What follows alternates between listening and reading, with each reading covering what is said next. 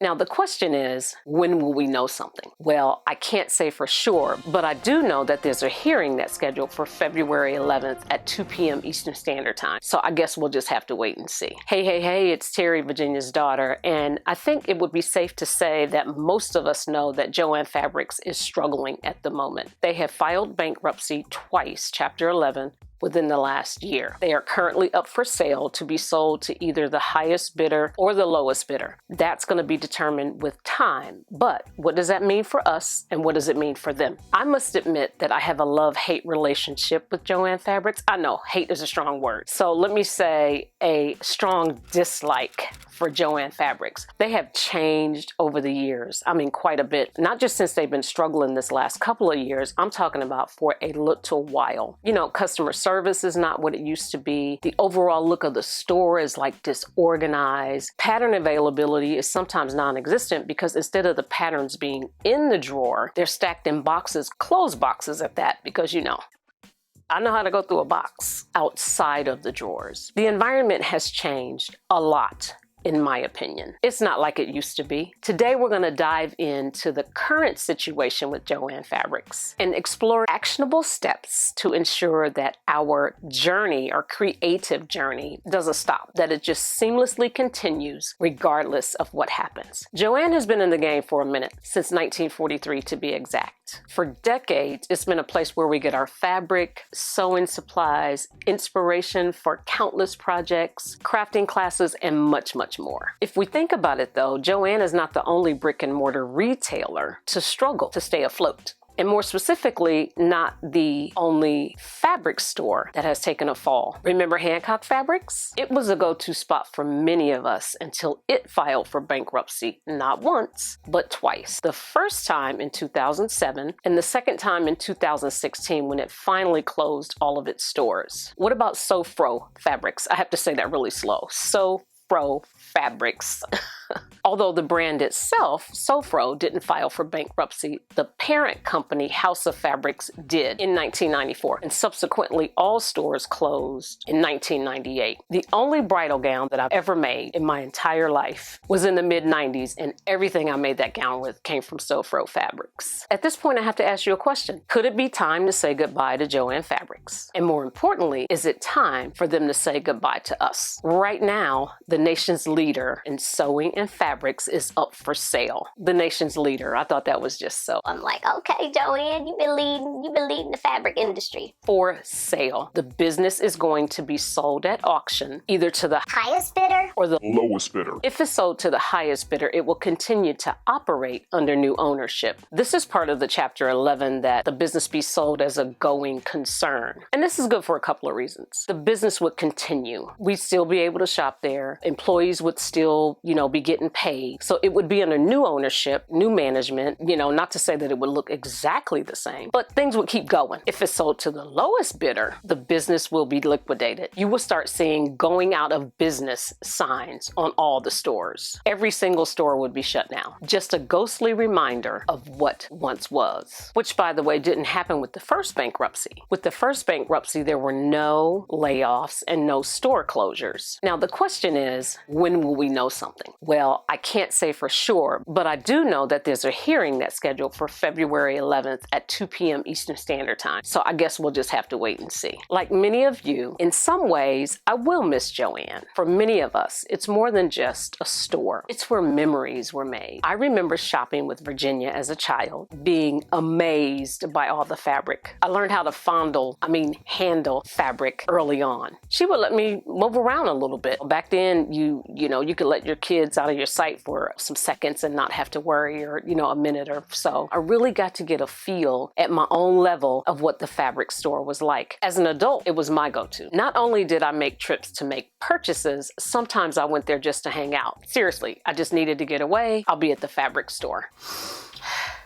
I needed a breath of fresh air, and it did it for me. Let it go, let it go. Letting go isn't always easy, but sometimes it's necessary. The thought of JOANN closing may be bittersweet, but Here's the thing. Crafting has never been about one single store. It's about the passion, creativity, ingenuity, and community that brings each project to life. And that will always remain. Let's assume the worst. Let's just say that JOANN closes all of its stores for good. It wouldn't just be the end of a business. It would be the end of an era. I acknowledge that. I realize that. I know that. But think about it. We've been there before. Hancock, Sofro, Sears, Bed Bath & Beyond. I know they're not fabric stores, but you know, we've been there before where we've had a major store close that we used to shop at. But guess what? We will survive. Oh, now go. Walk out the door. Oh, sorry. Okay, wait. Oh, sorry. Let's see, where am I at? The crafting community is resilient.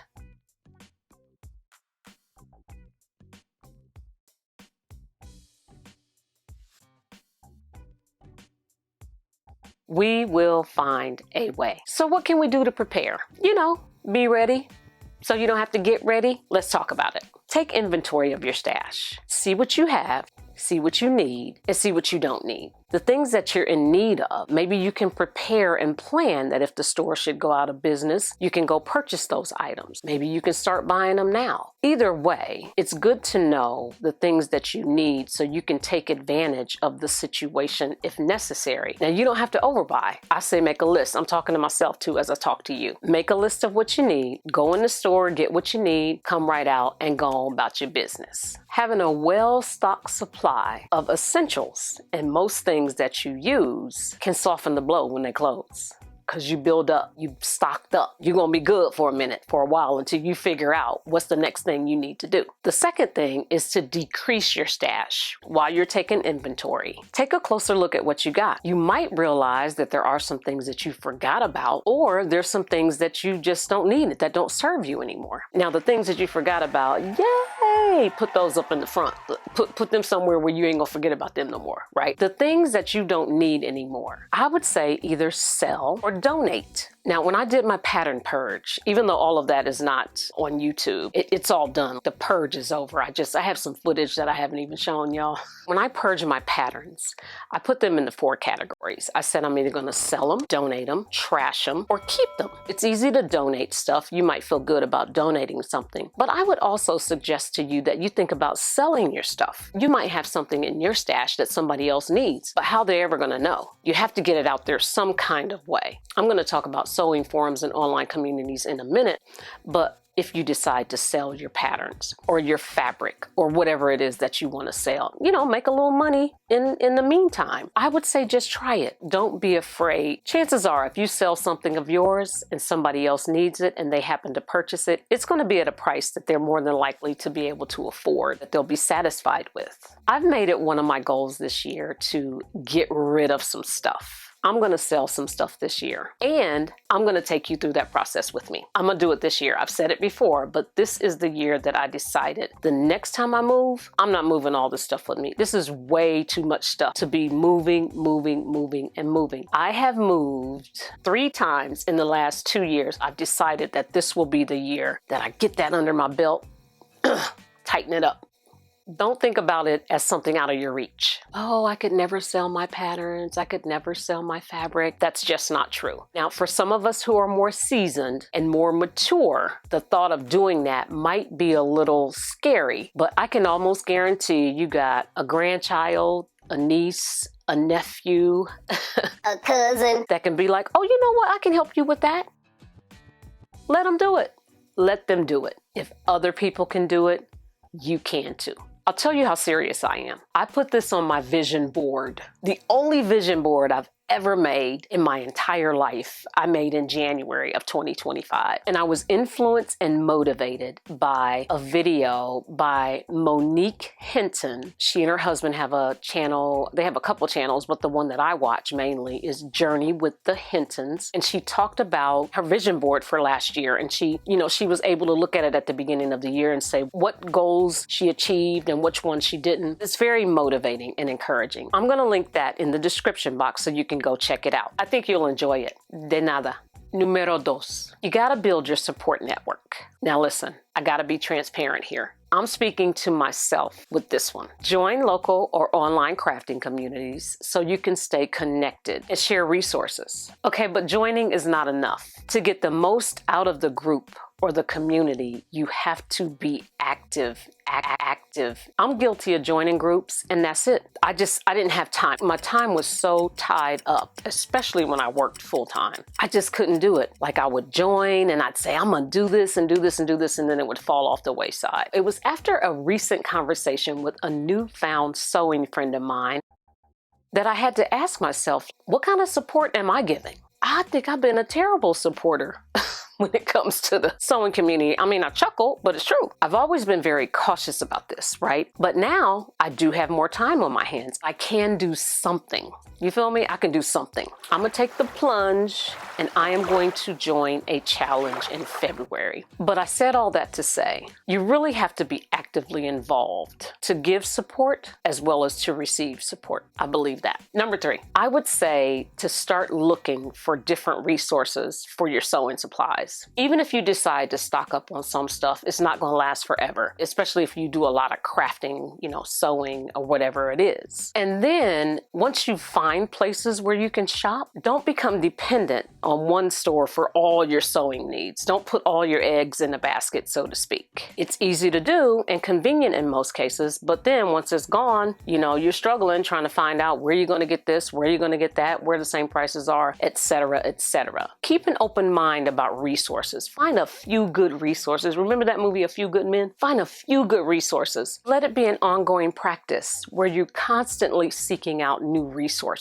And then share them with other people so they too can partake. I just went to my computer and started typing in local sewing groups, local sewing events. And to be honest with you, I was amazed at how much stuff popped up. Just search local stuff and see what you come up with. The bottom line is, while we can hope for the best, we must prepare for the worst. Thanks for tuning in today. I hope that all is well with you and yours. Create something fabulous every time you create something. That's my new motto this year. That's what I tell myself. And until next time, take care.